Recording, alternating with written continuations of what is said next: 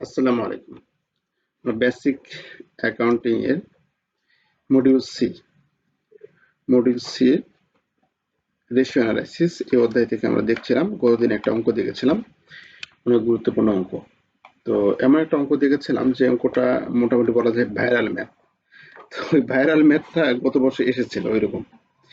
তো আমরা আরেকটু ভিন্ন টাইপের ম্যাথ দেখবো, যে ম্যাথ এবারের জন্য ইম্পর্টেন্ট।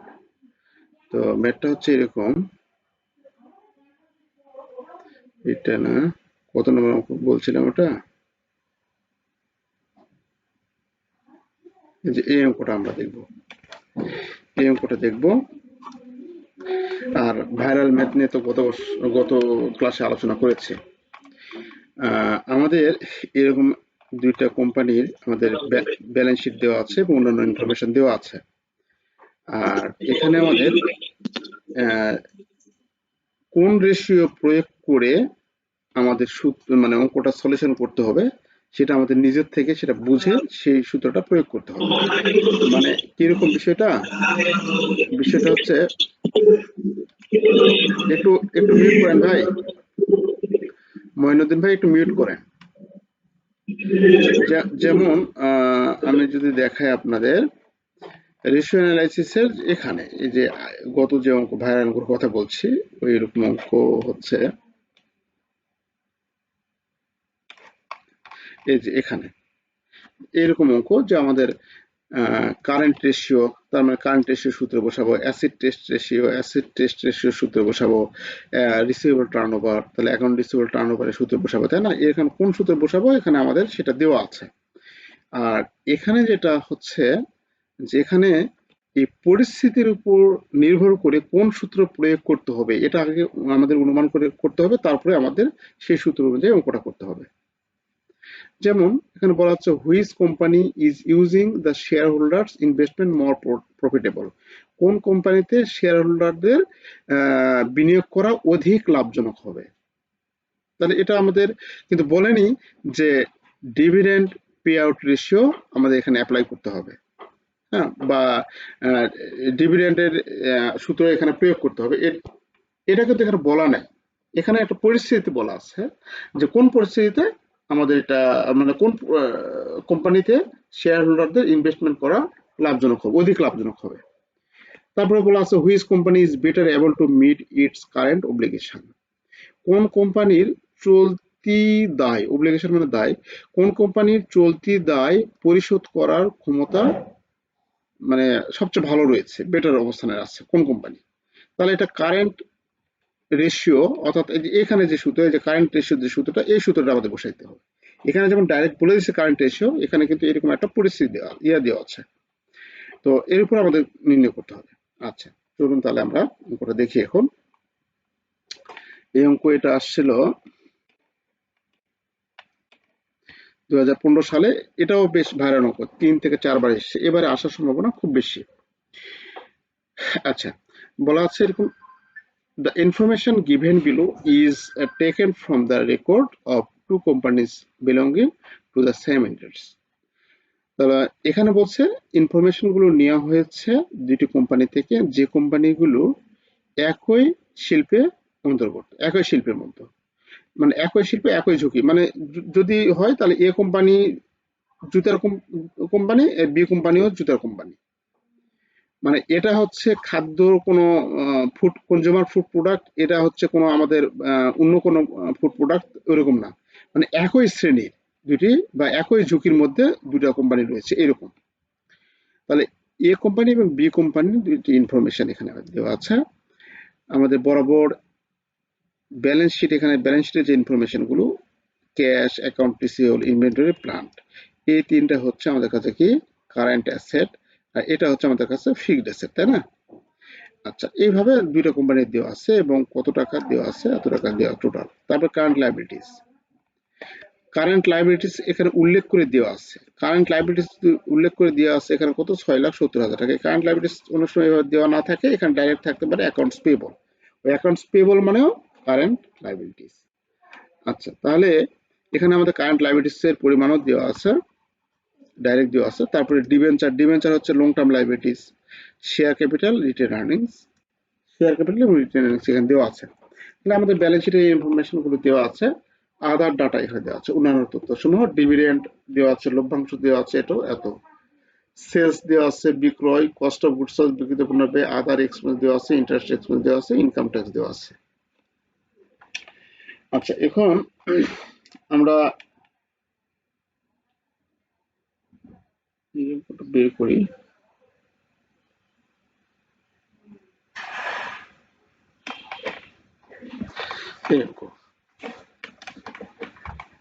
তাহলে এই ইনফরমেশনের উপর ভিত্তি করে আমাদের এখানে বলা আছে যে answer each of the following question by making a comparison of one or more relevant ratio. এক বা একের অধিক রেশিও মাধ্যমে আমাদের এখানে কম্পেয়ার করতে হবে, তুলনা করতে হবে। Which each of the following question, মানে নিচের যে কোশ্চেনগুলো আছে সেই কোশ্চেনগুলো এক বা একাধিক রেশিও দ্বারা আমাদের কম্পেয়ার করতে হবে, তুলনা করতে হবে। তাহলে এখানে আমাদের প্রথমে বলা আছে যে which company is using the shareholders investment more profitable, share হোল্ডারদের বিনিয়োগ অধিক লাভজনক হবে কোন কোম্পানিতে বিনিয়োগ করলে। তাহলে কোন কোম্পানিতে বিনিয়োগ করলে শেয়ার হোল্ডাররা অধিকতর লাভজনক হবে। তাহলে কোম্পানিতে বিনিয়োগ কেন করে, শেয়ার হোল্ডাররা কোম্পানিতে কেন বিনিয়োগ করে, লাভের আশায়, তাই না? অর্থাৎ শেয়ার কেন কিনে মানুষ, ডিভিডেন্ড পাবে এই আশায়। আমরা যে লোকজন যে শেয়ার করে, বিভিন্ন কোম্পানি যখন শেয়ার বিক্রি করে তখন তো ব্যাংকের বিউ অ্যাকাউন্ট করে, তাই না? তাহলে ওই আমরা যে লোকজন যে শেয়ার কিনতেছে এটা কিসের জন্য কিনে, কোম্পানিতে লভ্যাংশ পাবে এই জন্য। তাহলে যে কোম্পানির লভ্যাংশ যত বেশি দিবে, যত বেশি লভ্যাংশ দিবে সেই কোম্পানিতে শেয়ার হোল্ডাররা ইনভেস্ট করবে, এটাই স্বাভাবিক। তাহলে এখানে আমাদের তাহলে লভ্যাংশ দিচ্ছে কত, আমাদের 50,000 টাকা লভ্যাংশ এই যে ডিভিডেন্ড দিচ্ছে আমাদের a company, R B company dividend দিচ্ছে কত, 80,000 টাকা। এবং লভ্যাংশের হারটা আমাদের এখানে নির্ণয় করতে হবে। লভ্যাংশ কার উপর দেয়, শেয়ার ক্যাপিটালের উপর। এই যে শেয়ার ক্যাপিটালের উপর লভ্যাংশ দেওয়া হয়, এই যে শেয়ার ক্যাপিটাল, আর এই যে শেয়ার ক্যাপিটাল কত, এত টাকা, এই লভ্যাংশের উপর দেওয়া হয়।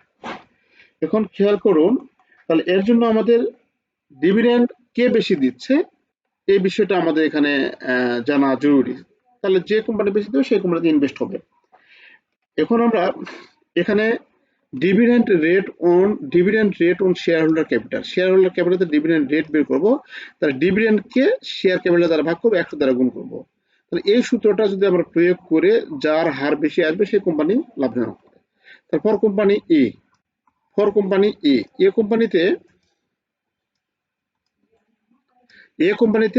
50,000 ডিভিডেন্ড দিয়েছিল, তাই না? এই 50,000 ডিভিডেন্ড দিয়েছিল কত, 11 লক্ষ টাকা ক্যাপিটাল এগেইনস্টে। তাহলে 50,000 কে 11,000 100 দ্বারা গুণ করলে এত পার্সেন্ট ডিভিডেন্ড। আর কোম্পানি বি তে হচ্ছে কত, 80,000 ডিভিডেন্ড দিয়েছে, 80,000 টাকা ডিভিডেন্ড দিয়েছে যখন ক্যাপিটাল ছিল কত, 22,50,000 টাকা। তাহলে 80,000 কে 22,50,000 দিয়ে ভাগ করলে 100 দ্বারা গুণ করলে এত পার্সেন্ট। অর্থাৎ এ কোম্পানি ডিভিডেন্ড দেয় 4 এত পার্সেন্ট, আর বি কোম্পানি ডিভিডেন্ড দেয় 3 কোম্পানি এত পার্সেন্ট। কোন কোম্পানি বেশি দেয়, এ কোম্পানি বেশি দেয়।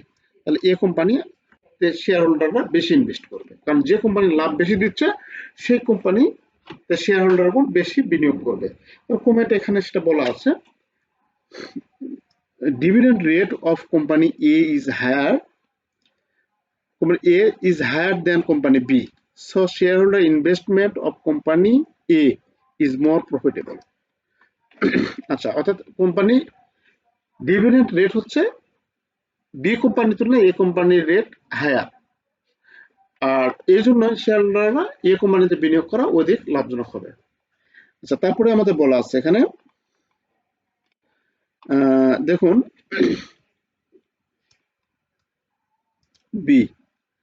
বিতে বলা আছে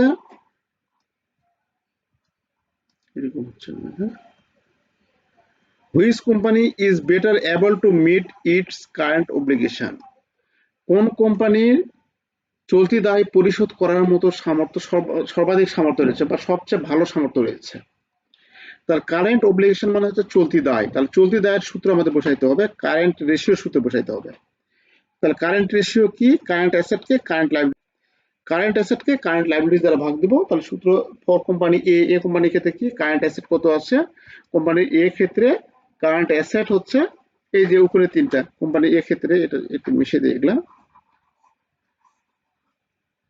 তাহলে কোম্পানির এ ক্ষেত্রে কারেন্ট অ্যাসেট হচ্ছে এই তিনটা, তাই না? কোম্পানির বি ক্ষেত্রে হচ্ছে এই তিনটা। তাহলে এই তিনটা কারেন্ট অ্যাসেট, তাহলে এই তিনটা আমরা এখানে লিখেছি, এই যে সবগুলো যোগ করেছি আর কি। কোম্পানি এ ক্ষেত্রে এই তিনটা যে যোগ করি, 1,40,000, 2,20,000, 8,20,000, তাহলে 11,80,000। 11,80,000 টাকা হচ্ছে কি কারেন্ট অ্যাসেট। কারেন্ট লাইবিলিটিস কত, কারেন্ট লাইবিলিটিস এখানে দিয়ে আছে, উল্লেখ করা আছে, এই যে কারেন্ট লাইবিলিটিস কত, কোম্পানির 6,70,000 টাকা। তাহলে এটা হচ্ছে 6,70,000 টাকা কারেন্ট লাইবিলিটিস আমাদের দেওয়া আছে। এই 6,70,000 টাকা তারা ভাগ করছে, করে আমাদের রেশিও পেয়েছে কত, এত। অর্থাৎ আমাদের 1 টাকা যদি দায় থাকে, সম্পদ আছে 1 টাকা 76 পয়সা। ঠিক আছে? আবার বি কোম্পানির ক্ষেত্রে কি হবে, কারেন্ট অ্যাসেট, বি কোম্পানির সবগুলো কারেন্ট অ্যাসেট যোগ করে হয়েছে কত, 19 লক্ষ টাকা। তাহলে 19 লক্ষ টাকা অ্যাসেটকে আমরা কারেন্ট লায়াবিলিটিস বি কোম্পানির আছে কত, এই যে বি কোম্পানির কারেন্ট লায়াবিলিটিস হচ্ছে এই যে এটা 10,50,000 টাকা। তাহলে 10,50,000 টাকা হচ্ছে আমাদের কারেন্ট লাইবিলিটি। তাহলে এটা আমরা ভাগ করেছি 10,50,000, ভাগ করলে আমাদের এত। অর্থাৎ 1 টাকা যখন দায় তখন হচ্ছে কত, 1 টাকা 81 পয়সা টাকা, 1 টাকা 81 পয়সা, এত টাকার সম্পদ আছে। কিন্তু 2:1 হবে, এটার স্ট্যান্ডার্ড রেশিও কত, 1 টাকা দায় থাকলে আমাদের সম্পদ থাকবে 2 টাকা।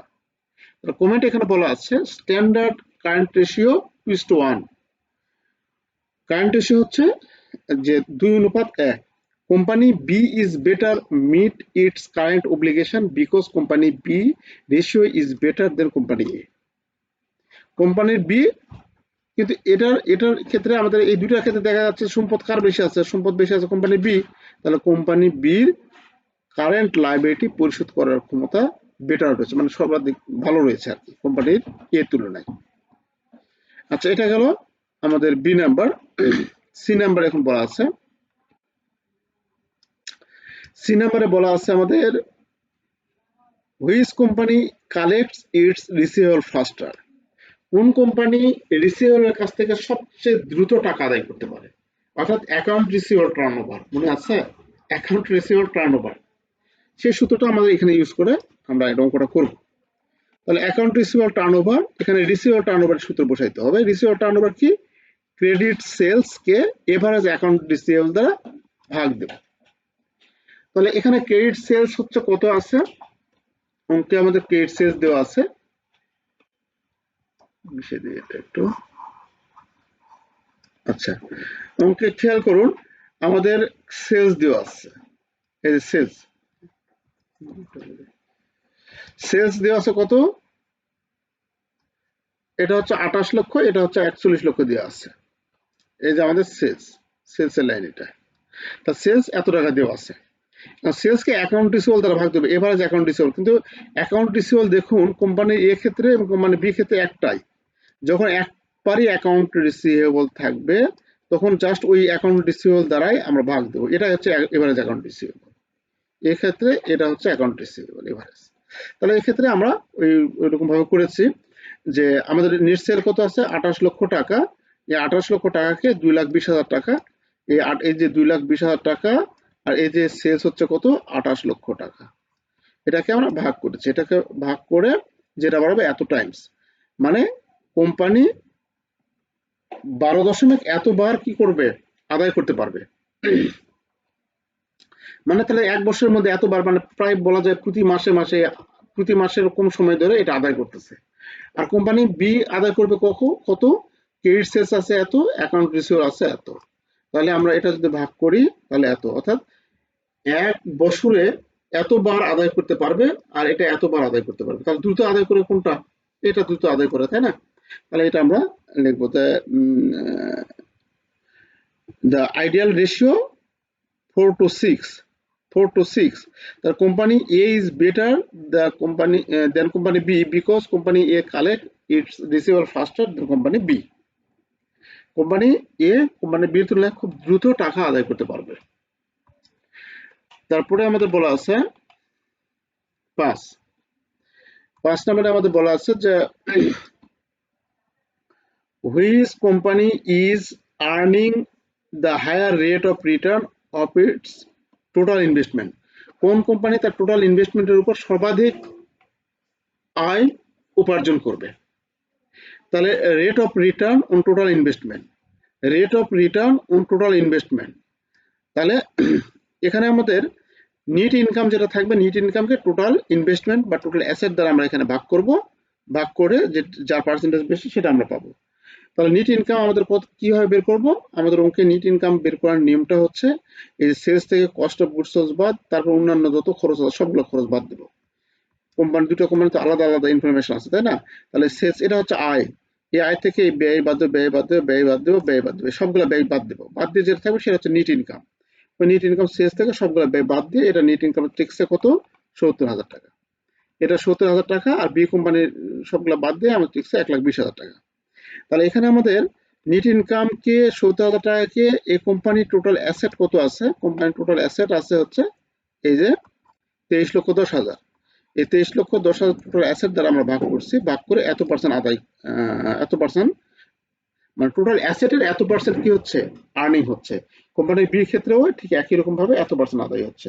তাহলে কোনটা কোন কোম্পানিতে আর্নিং বেশি দিচ্ছে, কোম্পানি এ, কোম্পানি এ তে ইনভেস্ট করলে আর্নিংটা বেশি পাওয়া যাচ্ছে।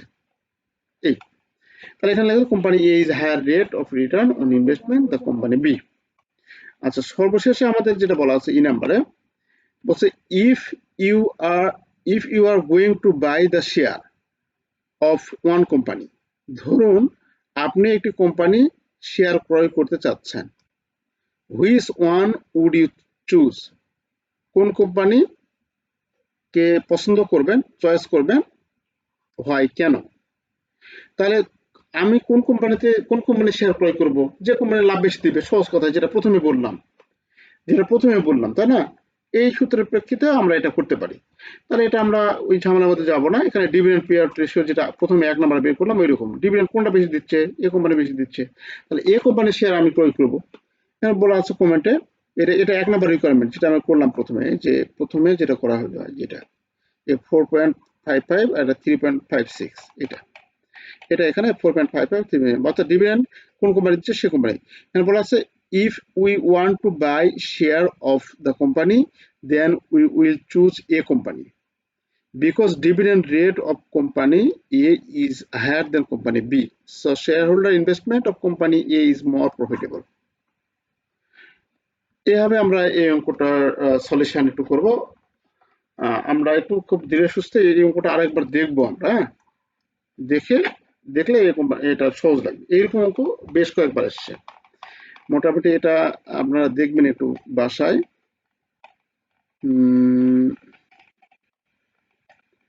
এই যে ৯ নাম্বার ৯ নাম্বার অঙ্কটা একটু বাসায় দেখবেন, তারপরে আমরা আলোচনা করব। স্যার ৯ নাম্বারটা, ৩ নাম্বারটা ৪ নাম্বারটা একটু বুঝায়। ৯ নাম্বারে কত, ৩ আর ৪? হ্যাঁ, ওই যে ওই একই কথাই তো বলছে, you are to lend money to company, কোন কোম্পানিতে টাকা আপনি দিবেন, টাকা বিনিয়োগ করবেন। ল্যান্ড বলতে ধার দেওয়া বোঝায়। আপনার ধার দেওয়া বোঝায় বলতে যে আপনি কোম্পানিতে ইনভেস্ট করবেন, কোন কোম্পানিতে ইনভেস্ট করবেন, যেটা সর্বশেষে বললাম, which company would you select, কোন কোম্পানি আপনি সিলেক্ট করবেন।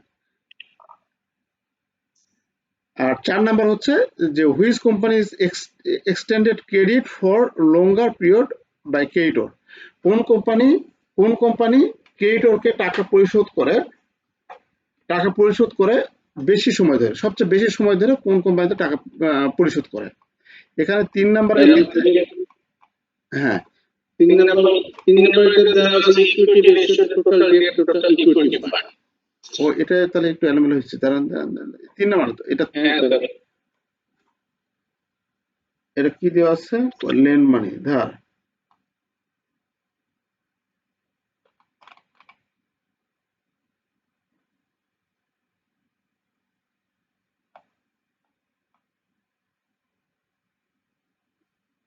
আচ্ছা, ডেট টু ইকুইটি রেশিও, কোন কোন কোম্পানি আমাদের এটা ডেট টু ইকুইটি রেশিও এত, এটা দিয়ে করা যাবে, কিন্তু আচ্ছা, এখানে আমাদের বলা আছে ডেট টু ইকুইটি রেশিও দিয়ে করা যাবে এটা। ডেট টু ইকুইটি রেশিও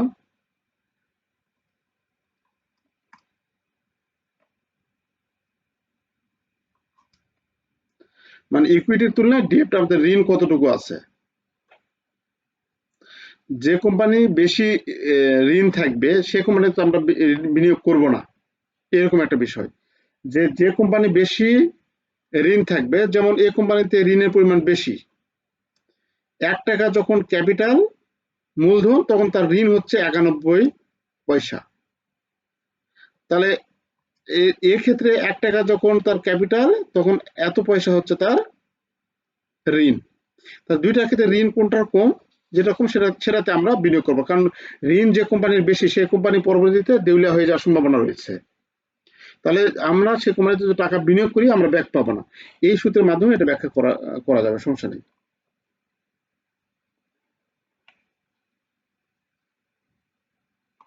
আর পরেরটা হচ্ছে accounts payable turnover. Accounts payable কতদিন পর সবচেয়ে বেশি সময় পর পর টাকা পরিশোধ করা হয় কোন কোম্পানি?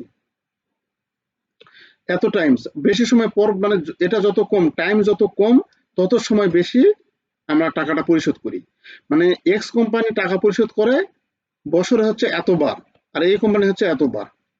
তাহলে কোন কোম্পানি বেশি সময় নেয়? এক্স কোম্পানি বেশি সময়। মানে কি 360 দিন যদি 1 বছর হয়, তাহলে বছরে যদি এতবার যদি টাকা পরিশোধ করে তাহলে কতদিন পর পর টাকা পরিশোধ করতেছে? দেখুন 360 ভাগ 4.49, তাহলে এটা হচ্ছে 80 দিন পর, প্রায় 80 দিন, 80 সামথিং আর কি। হ্যাঁ, আর এটা হিসাব করতে পারে 360 হচ্ছে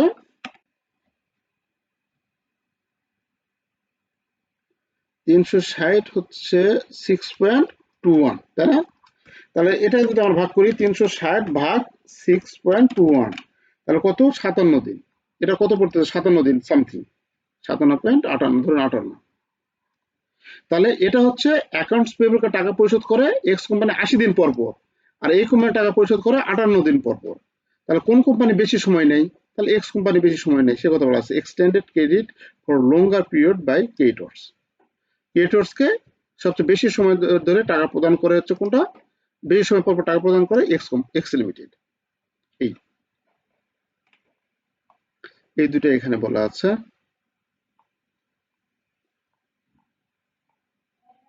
আচ্ছা, তাহলে এই অঙ্কটা একটু দেখবেন। আর হচ্ছে এরকম মানে আরেকটা আছে নাকি? এই যে অঙ্ক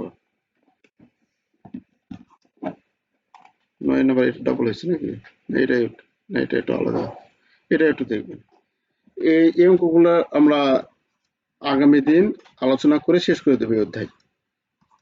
এই 3টা অঙ্ক দেখবেন আর কি। আমরা পরে 9, 10, 7, 9, 10 মেবি অঙ্ক দেওয়া আছে। 7, 9, 10, 7, 9, 10 এই 3টা অঙ্ক দেখবেন আর কি। 7 নম্বর তো আজকে দেখালাম, 7, 9, 10 দেখলে অঙ্ক মোটামুটি শেষ। তো তাহলে আজকে এখানে শেষ করছে। আমরা আগামী দিন রেশিও অ্যানালাইসিস, আপনাদের যদি কোনো সমস্যা থাকে মানে এই 3টা অঙ্ক দেখবেন। সমস্যা তো থাকবেই, অন্য অঙ্ক দেবো না। এই 3টার মধ্যে যদি সমস্যা থাকে তাহলে সেটা আলোচনা করব, তারপরে আমরা অন্য অধ্যায়। 3টার মধ্যে তো 3টাই ইম্পর্টেন্ট, কোনটা দিবে এটা তো বলা যায় না এখন, একই টাইপের সবগুলো অঙ্ক না। পরের দুটো ইম্পর্টেন্ট বেশি।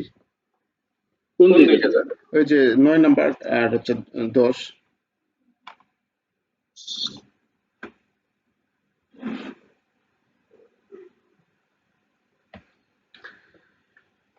আচ্ছা, ঠিক আছে, তাহলে মোস্তাফিজ ভাই রাখলাম আজকে। ঠিক আছে। জি জি, ভালো থাকবেন। আসসালামু আলাইকুম। আসসালামু আলাইকুম। জি, ওয়ালাইকুম আসসালাম।